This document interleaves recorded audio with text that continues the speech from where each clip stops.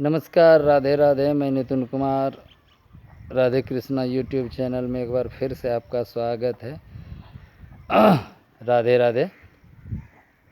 जी हाँ, मैं आज आप लोगों के पास महाभारत की एक गाथा सुनाने जा रहा हूँ।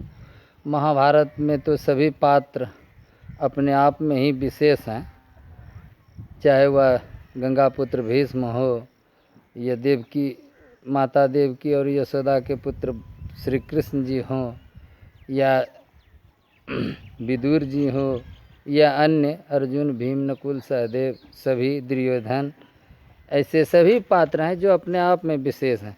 परंतु आज मैं वैसे पात्र के बारे में आपको बताने जा रहा हूँ जो कि अधर्म के पक्ष में रहते हुए भी धर्माशील थे और दोनों ही पक्ष के लोग उनकी इज्जत करते थे। ऐसे तो गंगापुत्र भीष्म, द्रोणाचार्य, विदुर जी और कृपाचार्य के सभी इज्जत करते थे, वह चाहे कौरव वंश के, कुरु वंश के मतलब दुर्योधन पक्ष के हों या पांडव पक्ष के हों। लेकिन मैं आज बात करने जा रहा हूँ अंगराज कर्ण के बारे में। कर्ण की जीवन गाथा तो आप लोगों को पता ही है कि कर्ण किस परिस्थिति में दुर्योधन के पक्ष में गए या उनका लालन पालन कैसे हुआ, ये सारी बातें लगभग सभी जानते हैं। आज मैं उनके पूर्व जन्म की कथा आप लोगों को सुना रहा हूँ। खास विशेष करके उनके वो पैदा हुए थे लेकर कवच कुंडल पहने हुए ही जो थे। कई लोग मुझे भी इसके बारे में पूछते हैं कि इसका क्या रहस्य है। बोलिए राधे राधे। कि आखिर कर्ण कवच कुंडल पहन के क्यों पैदा हुए थे? क्या इसका कोई विशेष प्रयोजन था या विशेष कोई कारण था? ऐसा ही सभी पूछते हैं। तो पहले मुझे भी पता नहीं था कि ये कैसे, कि आखिर इनकी विशेषता मैं भी नहीं जानता था। परंतु कई लोगों के पूछने के बाद मैंने इस पर गहन अध्ययन करना शुरू किया, इसे ढूंढना शुरू किया कि आखिर कर्ण क्यों कवच कुंडल पहनते थे। तो मैंने पढ़ा, मिला हमको देखने के लिए। तो मैं आज आपको उसी की कथा सुनाने जा रहा हूँ कि उन्हें कवच कुंडल कैसे ग्रहण किया, कैसे उनके पास कवच कुंडल लिए ही वो पैदा हुए थे। राधे राधे। बोलिए, आगे की कथा सुनिए। तो कथा इस प्रकार से है कि कर्ण अपने पूर्व जन्म में, यह कथा स्वयं भगवान श्री कृष्ण सुनाते हैं। युद्ध के ही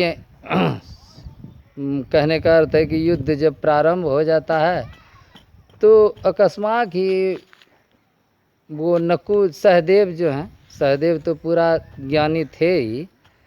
सहदेव के बारे में कहा जाता था कि वह पांचों में सबसे ज़्यादा ज्ञानी थे, क्योंकि इसकी भी एक कथा है, छोटी सी है, मैं बता देता हूँ आप लोगों को। बोलिए राधे राधे। राधे राधे बोलिए, आगे की कथा सुनिए। तो भगवान श्री कृष्ण से पूछते हैं सहदेव, लेकिन उससे पहले मैं सहदेव कैसे ज्ञानी थे इसके बारे में बताता हूँ। तो बात उस समय की है जब पांडु को श्राप लग चुका था और ये पांचों भाई का जन्म हो चुका था। पांचों भाई का जन्म तो आप जानते ही हैं कैसे हुआ था, क्योंकि कुंती को वह विशेष वरदान था। जब पांडु को ऐसा लगा कि अब हमारा वंश नाश हो जाएगा, हमारे वंश में कोई, क्योंकि उनको किंदम ऋषि का श्राप लगा था। किंदम ऋषि अपनी पत्नी के साथ सहवास कर रहे थे और पांडु शिकार के खेलने गए थे। उसी के क्रम में किंदम ऋषि, इन्होंने जो शब्द वेदीवान हिरण शेर समझ के चलाया, वह जाकर किंदम ऋषि और उनकी पत्नी को लग गया। और किंदम ऋषि उस समय, कहने का मतलब है, सहवास में थे, दोनों पति पत्नी सहवास में थे। तो इस लेकर क्रोधित हो गए, क्योंकि उस समय का जो कहने का अर्थ है उस समय का जो परिस्थिति होती है उस लेके किसी को भी क्रोध आ जाता है। वो धर्म मतलब थे सन्यासी ऋषि थे, परंतु उस समय उन्हें क्रोध आ गया। उस क्रोध के कारण उन्होंने पांडु को श्राप दे दिया कि जब आप अपनी पत्नी के साथ इस मुद्रा में आइएगा तो आपकी मृत्यु हो जाएगी। इस लेकर वो वन में ही रहने लगे और अपने पापों का प्रायश्चित करने लगे। मैंने आपको एक वीडियो में बताया था कि व्यक्ति वही महान होता है जो कि अपने गलतियों को छुपाए नहीं बल्कि उसका प्रायश्चित करे। तो बोलिए राधे राधे। आज की कथा का हमारा मुख्य सार है, इसलिए मैं अपने मुख्य बिंदु पर लौटना चाहूँगा। तो इस प्रकार से किंदम ऋषि के श्राप से वो पांडु अपनी पत्नी के साथ सहवास नहीं कर पाते हैं। मतलब कि वो आप लोग समझ रहे हैं, हम बिस्तर नहीं हो सकते हैं, जिससे कि उनका अभिवंश अब नहीं चलने का था। इस चिंता में वो बैठे हुए थे। तो कुंती पूछती है कि आर्य, वो आर्य कहते थे क्योंकि ये चंद्रवंश सूर्यवंश के लोग आर्य ही होते थे।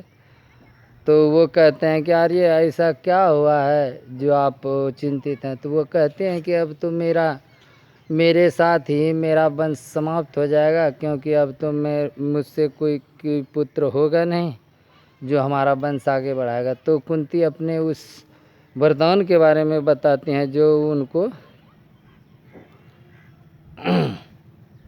वो ऋषि जो थे उनका नाम मैं बार बार भूल जाता हूँ।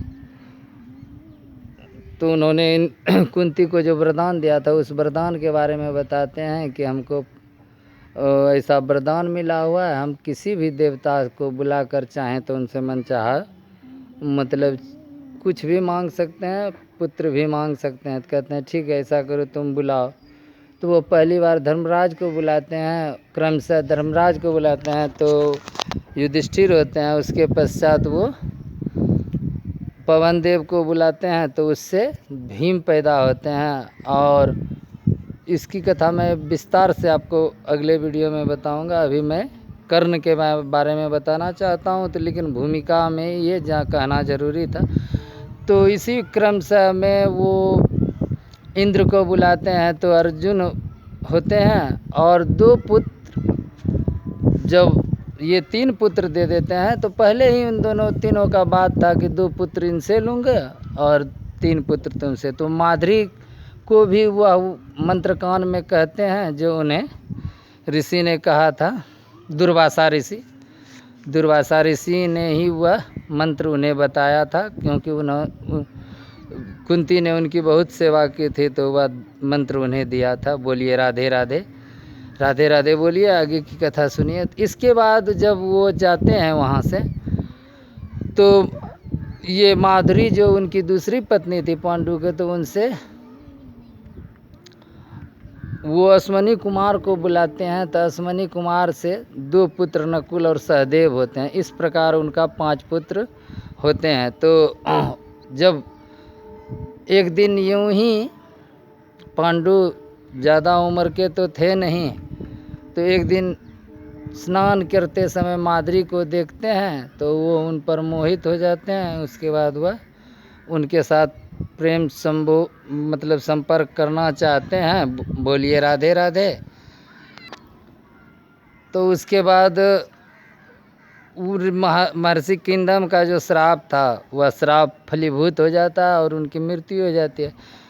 तो इसके बाद वो उससे पहले जब 5-5 वर्ष के ये सभी बच्चे हो चुके थे, तो इसके पश्चात उन्होंने कहा था कि मेरी मृत्यु के बाद, वो बहुत ज्ञानी थे क्योंकि उन्हें अपने गुरु से, भीष्म पितामह से बहुत शास्त्रों का, वेदों का, हर चीज़ का ज्ञान था पांडु को। तो इसलिए वो कहे थे कि मेरी मृत्यु के बाद तुम लोग मेरे सिर का भक्षण कर लेना तो हमारा सारा ज्ञान तुम लोगों में चला जाएगा। तो उनमें से किसी ने, 4-5 भाइयों में से 4 ने, किसी ने नहीं उनके मांस का भक्षण किया। लेकिन ये जो थे सहदेव जो थे वह उनके मांस का भक्षण कर लेते हैं, मुंडी का मतलब उनके जो सर होते हैं उसका भक्षण करते हैं, इसलिए उनका सारा ज्ञान इनमें चला आता है। बोलिए राधे राधे। तो इसलिए वो सारे बातें जानते थे, इसलिए अर्जुन से पूछते हैं कि ये भगवान श्री कृष्ण से पूछते हैं कि बताइए केशव माधव कि कर्ण कवच कुंडल लेकर क्यों पैदा हुए थे। तो श्री कृष्ण बताते हैं कि ठीक है नकुल, तुमने पूछा, सहदेव पूछा है तो मैं तुम्हें बताता हूँ। तो वो बताते हैं, बोलिए राधे राधे। राधे राधे कहिए, आगे की कथा मैं सुनाता हूँ। तो उसके पश्चात वो सुनाते हैं कि पूर्व जन्म में कर्ण दंभोदक नाम का एक राक्षस था और उन्होंने सूर्य की कई हजार वर्षों तक तपस्या की। सूर्य की कई वर्षों तक तपस्या करने के पश्चात जब सूर्य देव उनसे प्रसन्न हुए तो उन्होंने सूर्य देव से, दंभोदक ने मांगा कि आप मुझे अमर होने का वरदान दीजिए ताकि मैं कभी ना मरूं और इस पूरे ब्रह्मांड, कहने का अर्थ है कि हर जगह पूरे धरती पर हमारा शासन हो, ऐसा ही कहा। तो इस पर सूर्यदेव कहते हैं कि नहीं, जो तुम ऐसा मैं वरदान नहीं दे सकता। ऐसा मैं क्या, कोई भी देवता तुम्हें ऐसा वरदान नहीं दे सकते, क्योंकि इस सृष्टि में जो पैदा हुआ है उसकी मृत्यु तय है। बोलिए राधे राधे। तो इसलिए मैं तुम्हें अमरता का वरदान नहीं दे सकता। हाँ, तुम अपनी मृत्यु को जितना जटिल बनाना चाहो बना सकते हो तुम, और जो भी मांगना चाहे मांगो। तो वो कहते हैं ठीक है, हमें 1000 कवच, मतलब वो शरीर की सुरक्षा के लिए कवच, जो कहते हैं कवच, युद्ध में जो पहनते हैं कवच, वो मांगते हैं कि 1000 कवच दीजिए, कवच दीजिए हमको, और ऐसा कीजिए कि यदि कोई हमारे कवच का भेदन करे तो उसकी मृत्यु तत्काल उसी समय हो जाए।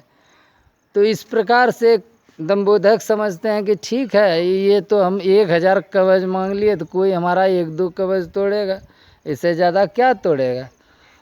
और यह भी मांगे कि वही हमारा कवच तोड़ सकते हैं जो कि 100 वर्ष ईश्वर की तपस्या किए हों।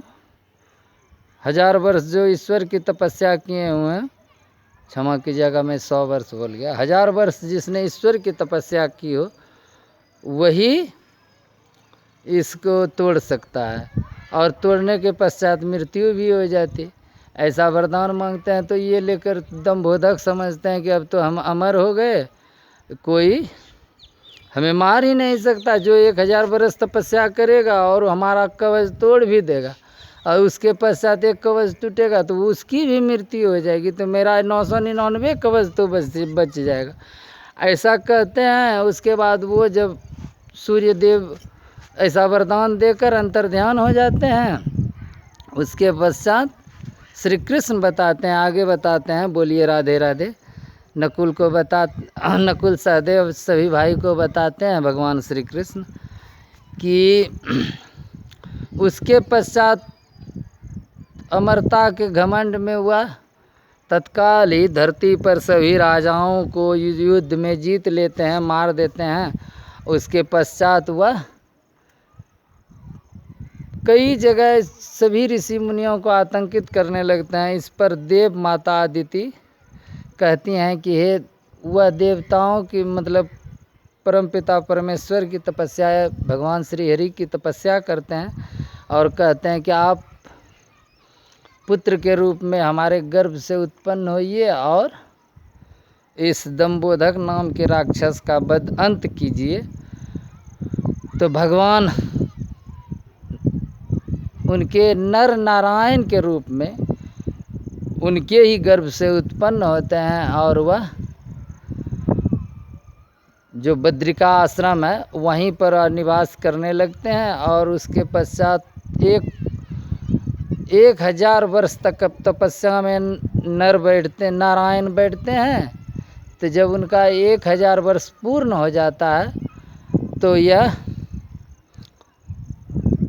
उन दंबोधक से लड़ने के लिए आते हैं और तब तक वह नारायण वो नर जो थे वह फिर तपस्या में बैठ जाते हैं। 1000 वर्ष तपस्या में जब करते हैं तो नर की मृत्यु हो जाती, नारायण की मृत्यु हो जाती है। उसके पश्चात तो नर की 1000 वर्ष की तपस्या पूर्ण होते ही तब तक एक कवच तोड़ देते हैं। इसी प्रकार से दोनों भाई एक दूसरे को जीवित करते जाते हैं और लड़ते जाते हैं। इस प्रकार से 999 कब उनका जो था सुरक्षा कवच वह तोड़ देते हैं दंबोधक का। जब एक सुरक्षा कवच बचते हैं तो वह भागे भागे सूर्यलोक चले जाते हैं। सूर्यलोक में जाकर भगवान सूर्य को कहते हैं कि हे सूर्यदेव, आप हमारी रक्षा कीजिए, नहीं तो यह दंबोधक हमें,